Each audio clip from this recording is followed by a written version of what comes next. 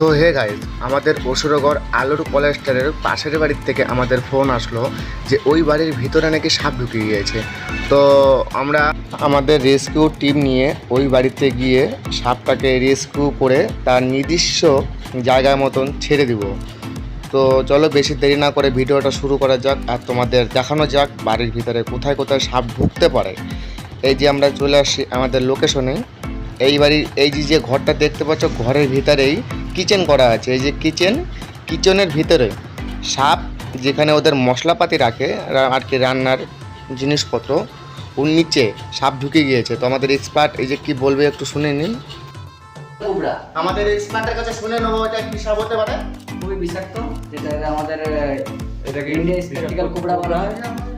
তো আমাদের এক্সপার্টের কাছে যে আর কি সাপটাকে রেস্কিউ করে মেইন, তার কাছে তো আপনারা শুনে নিলেন যে কী সাপ হতে পারে এটা।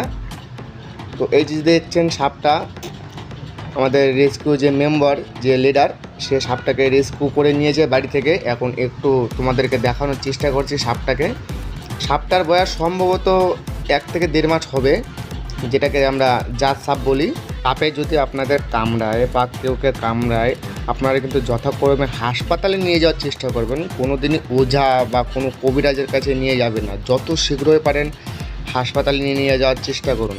আর আমাদের সঙ্গে থাকুন, আমাদের পেজটাকে ফলো এবং ইউটিউব চ্যানেলটাকে লাইক করে কমেন্ট করে শেয়ার করে দিন।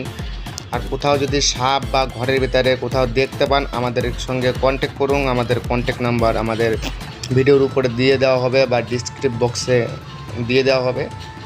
আপনারা আমাদের সঙ্গে থাকুন। তো চলো সামনের ভিডিওতে তোমাদের সঙ্গে আরও বড় কিছু শেয়ার করার চেষ্টা করব। এই সাপটাকে দেখো, এই আমরা ড্রামে ভরে তার নির্দিষ্ট জায়গার মতন আমরা ঠিক ছেড়ে দিয়ে আসবো। আপনাদের একটা রিকোয়েস্ট রইল, আপনারা কোনোদিন কেউ সাপ মারবেন না, আমাদেরকে ফোন করবেন, আমরা গিয়ে রেস্কিউ করে সাপ নিয়ে চলে আসবো।